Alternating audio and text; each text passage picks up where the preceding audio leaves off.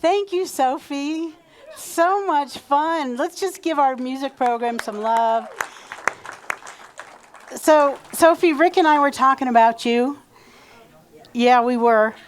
And we said, she is just so amazing, and we're so happy that you're here with us. And Rick said something to me. He said, we all deserve it. Yes. Thank you. Welcome, everybody. It is quite a bright and chilly day out there. I'm happy to be here with all of you, talking about the energy of prosperity. And we're using the book of the month, The 4 Spiritual Laws of Prosperity, a simple guide to unlimited abundance by Edwin Gaines. Today, my talk is Clarity Creates Power. So when we get clear about what we want, we align with the creative power of the universe and activate the spiritual laws that bring our vision to life. It's what science of mind is all about, you guys. It really is. So until you're clear about what you want, you can't receive it. We truly live in this universe that is always saying yes to us. Uh-oh, here comes Carl. He's saying yes to me, and he's telling me not to pray for so long. But we'll get there in a minute. But it can only the universe can only say yes to us if we have clarity. We can't have any of this fuzziness. Or when people ask you what you want, I don't know. Maybe this, maybe that. Clarity is key. The universe does not respond to confusion, you guys. Have you ever said, I'm just so confused? I know I've said it a bunch of times.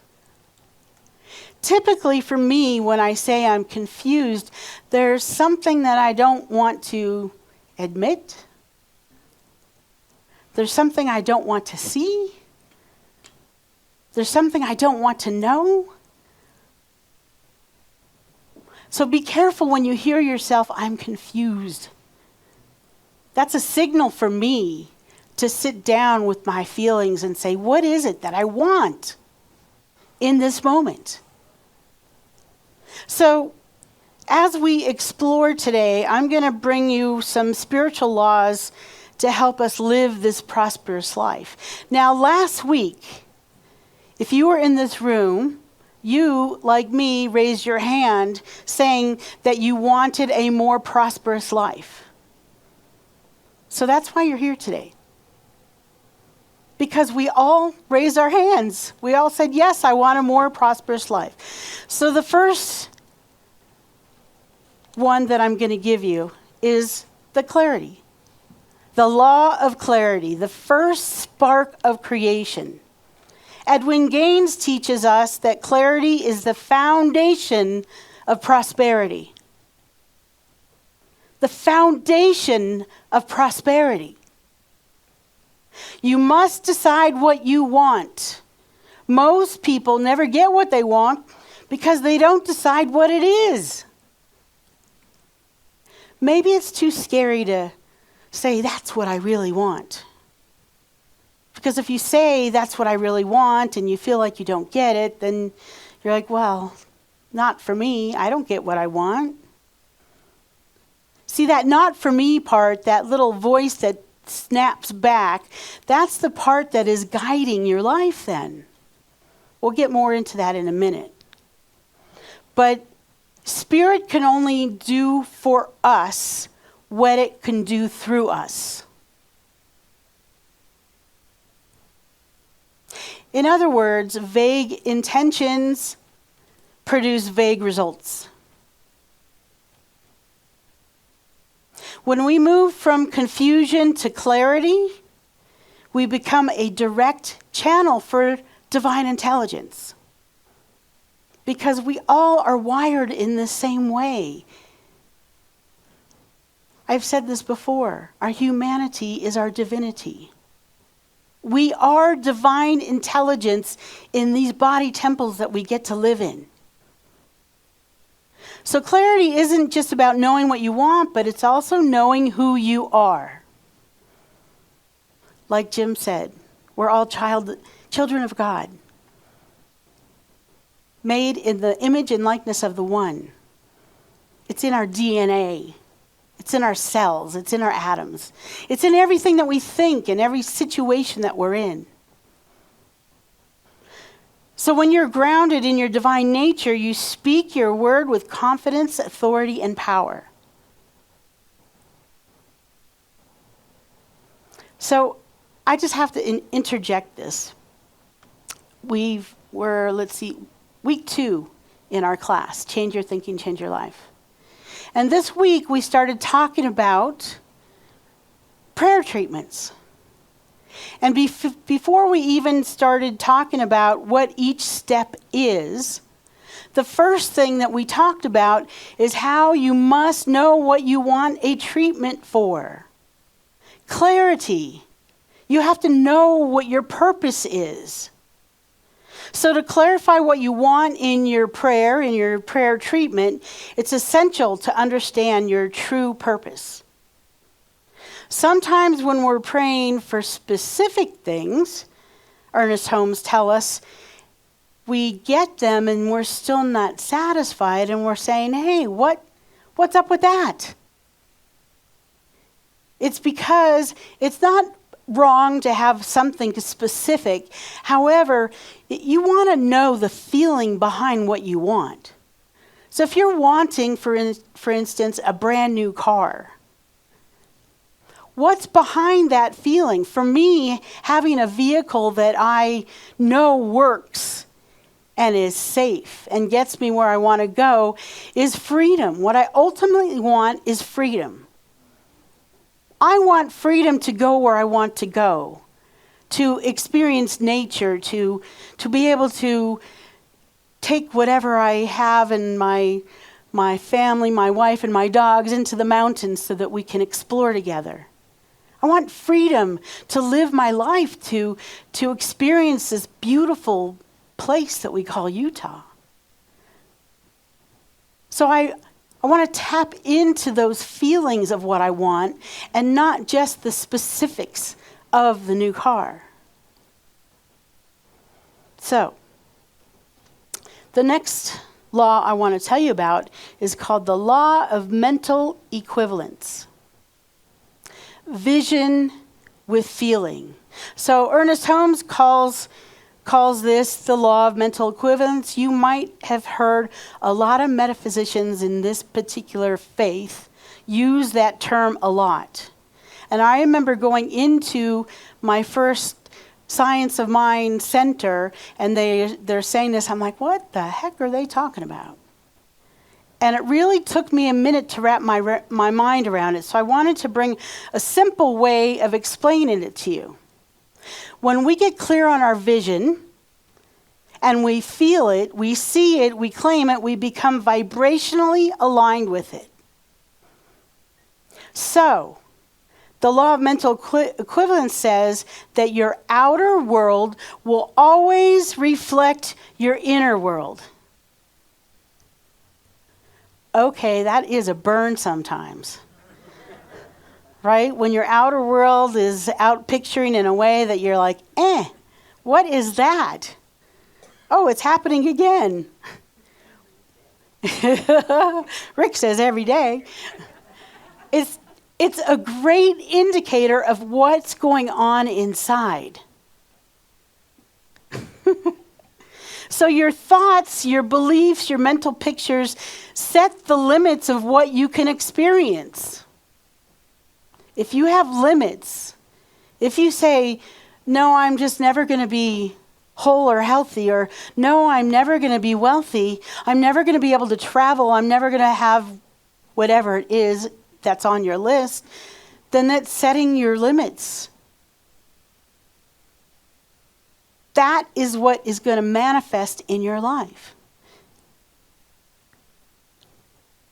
In other words, you can only experience what you have the mental equivalent of. Sometimes people explain it by saying, act as if. Have you ever heard that term? Act as if it's already here. Now that's really important.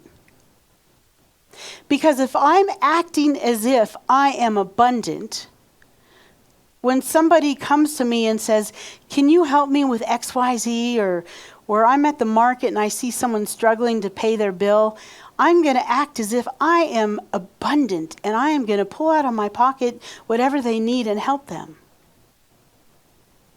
But if I'm in my mind going, oh, no, I have this budget for this and I can't help that person over there, then I'm acting as if that I have less than.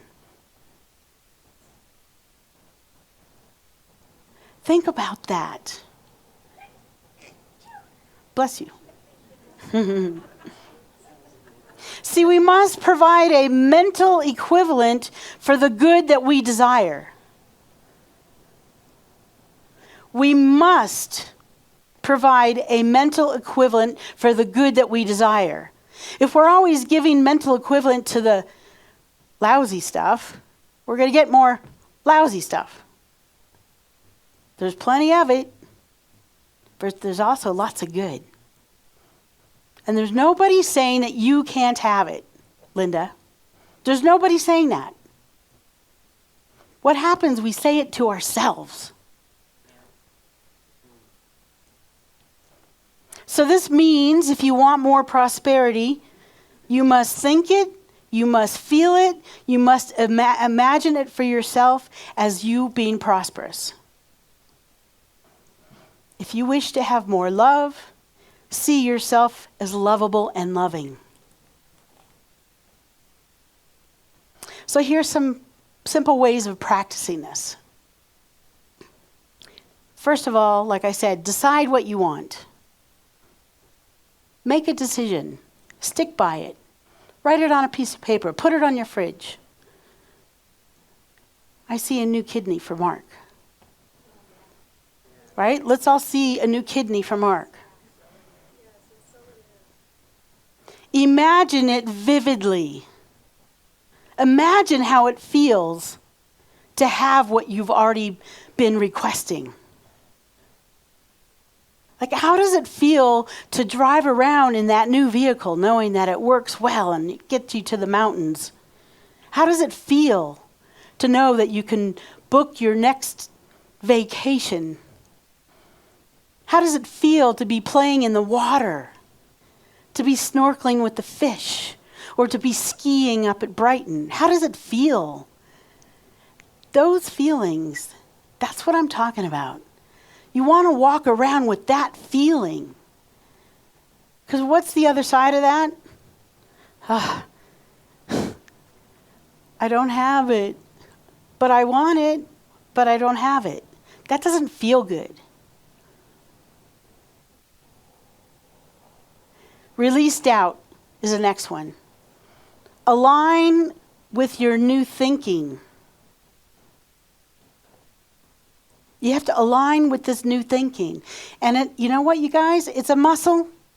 And if you haven't been thinking like that in the past about certain parts of your life, it might take a minute. You might catch yourself defaulting back to where you were. And that's okay. Because if you catch it, you can flip it around.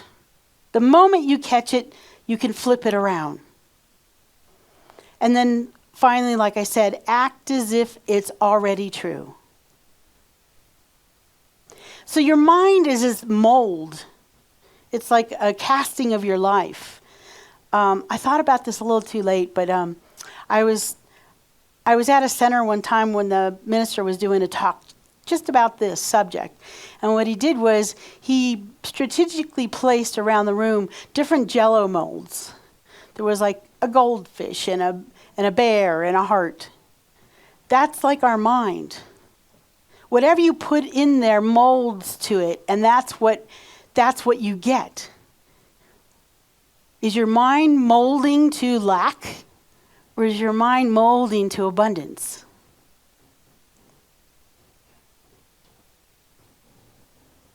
When you're clear, your vibration is pure. And when your vibration is pure, the universe always responds. Back to the confusion thing. Confusion scatters our energy, you see. Clarity focuses our energy. So the next law is the power of commitment, Edwin tells us. Edwin tells us that prosperity begins with commitment. So I can tell you that is so true in my life. That the moment I got on my path of becoming a practitioner, the universe aligned for everything to happen so that I could get all my classes done. I did actually pretty quickly. I walked into the center, I said, yes, this is for me. And while I was on that path and while I was going through those classes, there was that little, you're going to ministerial school in the back of my mind, and I ignored it for I don't know how many years, but I ignored it. I knew it was there. But when it was the right time for me, and I committed to it happening, I remember I was sitting at a retreat or a workshop, and I had the paperwork with me. Do you remember this, Bren? This was in Sedona with Nyurka. I had the paperwork, and I had to finish filling it in.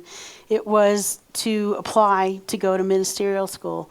And I remember I was like kind of putting it off, and it was at that retreat that I said, yes, this is my path. This is what I'm doing. The minute I committed, again, the universe aligned for my good. The universe found a way. Now, at the time, I was living in the Bay Area, and my ministerial school was in Los Angeles. I flew every week to Los Angeles so that I could go in person. Well, until COVID, but that's a different story. But the universe made it happen, including Bren's old Honda, trusty little Honda that my mom now has. I'd leave at my niece and nephew's house in LA. I'd fly in. I'd take an Uber to the car. I had the little Honda to get me around. Park it back at their house. They'd take me to the airport, and I did this week after week after week. I didn't know how that was going to work. The universe knew, Spirit knew, because I said yes. I was in alignment with who I am and what I'm meant to be and who I'm meant to be. That is such a key right there. Commitment. So, when we live with clarity, we stopped drifting and start directing. We become conscious creators of our life. I've said this before. Not only are we the actors of our lives, we are the producer, we are the creator, we are the writer, we're everything. We're even the light behind the projector. We truly are the creators of our life. Can you just get in alignment with that?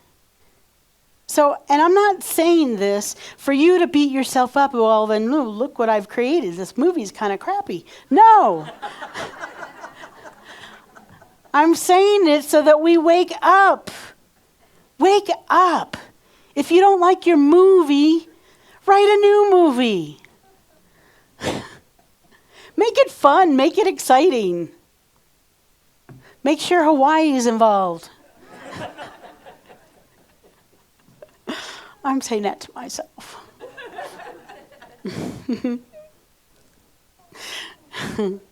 So I'm going to wrap it up like this. I'm going to reiterate these laws. The law of clarity. The first spark of creation. As I told you, confusion, it's not going to get you anywhere. You have to know what you want. Edwin says that's the first thing to prosperity. You have to know what you want. The next one, the law of mental equivalence. Again, the world always reflects your inner world. Your thoughts, beliefs, and mental pictures set the limits for what you can experience. Or perhaps they don't set limits any longer. Maybe you're released from limits. How would that feel? I think it would feel fantastic. Next is the power of commitment.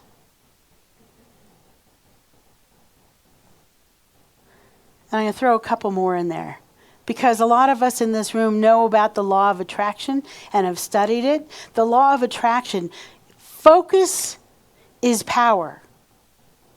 When you focus on something, that is so powerful. The only way you can focus on it is knowing what it is. Again, it's hard to hit a target if you don't know, if the target's always moving or you don't know what it is. And some spiritual practices to help with all this. First of all, this is what I'm inviting you to do. Go home and write out, well, not go home the second, Linda. Go home and write out what you want. Write your desires clearly, concisely. Don't just say, I want to travel around the world. Say, I want to visit this many countries. I want to do it by cruising, by trains, by planes, whatever it is. And not just that, you guys. And I want to meet so many incredible people on this planet that it makes me feel connected to everybody. I want to feel oneness because I do this traveling. What's the feeling you want to get out of these things that you want? I'm talking about that kind of clarity. Have fun with it. Maybe you want to break it in different parts of your life. What you want financially, what you want health-wise, what you want love-wise.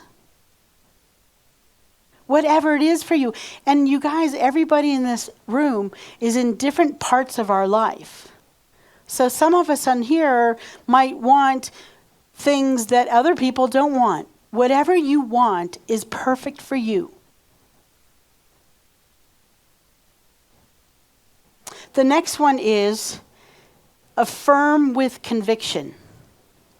So we've been doing some of this in class as well, and I talked to the students about upping the level of their affirmation. In other words, you might say, I'm healthy and whole, might be your affirmation. If you're going through something health-wise and your mind snaps back, oh, no, you're not. Or well, why don't you have energy to do this? Or why can't you do that? Then that's a great affirmation for you. Use that. Because you want to up-level your affirmation. If you have an affirmation that you've used for years and your mind's like, yep, then that's not your affirmation. You need to up-level your affirmation. Don't miss Leslie's Friday night affirmations to music. I've done it before. I'll be back again. It's so much fun. So maybe work on your affirmations and then come to the Friday experience with Leslie. The next thing is take inspired action. Okay. Let's say you are wanting to travel or go to Hawaii. Then go online. Look at all the different islands. Look at all the different adventures. See what it is that calls to you. What place do you want to show up at? Like really do the research. Maybe you're looking for a new house, but you're not in the financial position at this moment to get it. It's okay. Start house hunting. See yourself sitting in this new house. See, I have a new knee coming on November 11th. I was telling this to Teresa, and she said, it's so worth it. It's so worth it. And I said, Teresa, what I'm going to do is I'm going to see myself on my bike, pedaling away with a big grin on my face, with the wind in my hair. And that's how I'm going to know that this is going to heal so perfectly. Hey, you two. Right? Because I want to not just know that it's going to go well. I want to feel well now. I want to feel how good it's going to feel to do what I love to do. I love being on my bike. I miss it. My knee's been keeping me from it, but no longer. I'm taking action. You have to take an action. And if you can't take a big action, take a small action. Take a small step. Move toward it, whatever it is. Edwin says you must decide what you want. Most people never get what they want because they've never decided what it is. Decide what you want. That's my invitation to you, to live a more prosperous life. Clarity is power. And the universe always responds to your committed intention. I'm going to say one more thing. Think of it, your intention, like a radio signal. Well, okay, these days you don't have that so much, but some people still use a radio. When you're in between a station and you're getting all that fuzz and static, that's what that universe hears when you're saying, I'm confused. I don't know what I want. You get static. Clarity. Know what you want and go for it. Let's pray.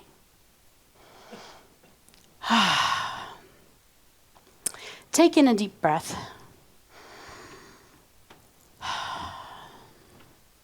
And I'm so grateful for this bright, bright day. I'm so grateful to have clarity about who I am and what I'm doing here. I'm so grateful for this community, for our music program, our musicians, all the talent in this room.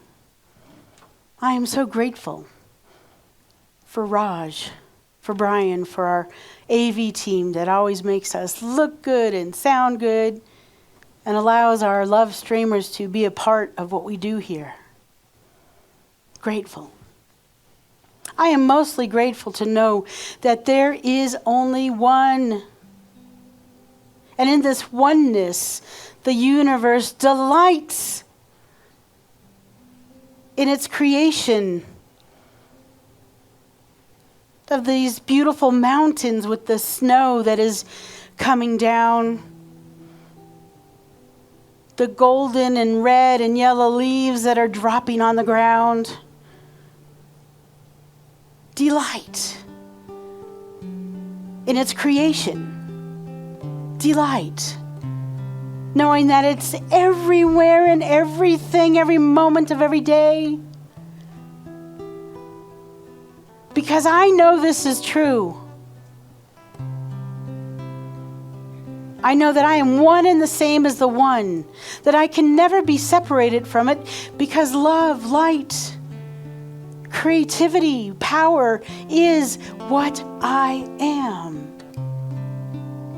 And I know the same truth for every beautiful soul within earshot of this prayer. See, it's always present because it is us. And it's never absent. We are always unified with this presence and power and oneness. That is just the simple truth of who and what we are. We are here to be the mouthpiece, the hands, the feet, the mind of the one. And I know as this divine purpose flows through us, we hold for this world Peace. Peace and more peace, as Jim said. We know that this Middle East, that those people are coming home safely.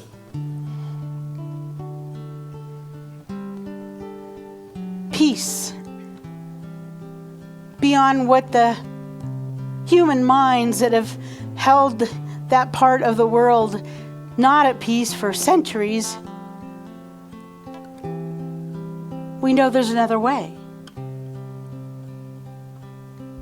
It starts with us knowing peace for ourselves, our families, our communities, our world. I declare the good that manifests in our lives is because we have clarity, because we know what we want, because we're aligned with our purpose, with our passions.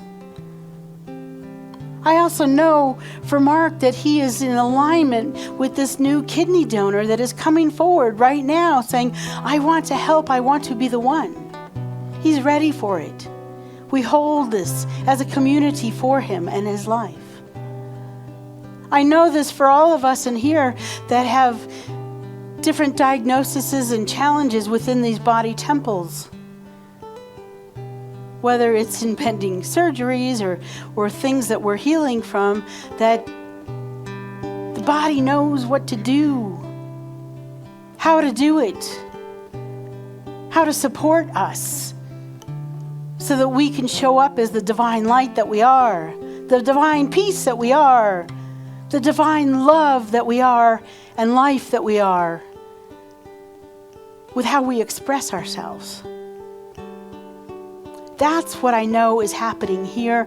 And I give you a moment to say your name and the names of your beloveds that are wanting prayer today. Cindy.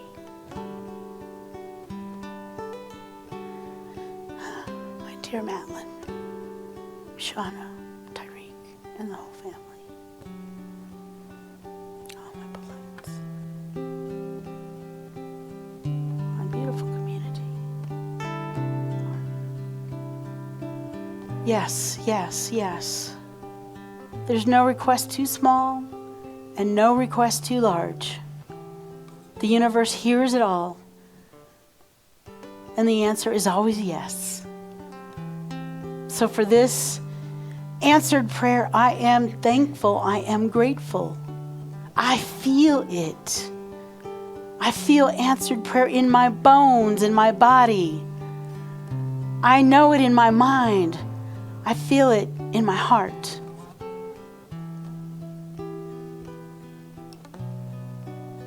And there's just one thing to do, and that is to surrender it to the one. To these spiritual laws that we know and we love and we study and we remind ourselves and we remind each other that this stuff works if you work it. So it is released, it is done, it's gone from good to great, from great to magnificent, and together we say, and so it is. Amen. Ashe.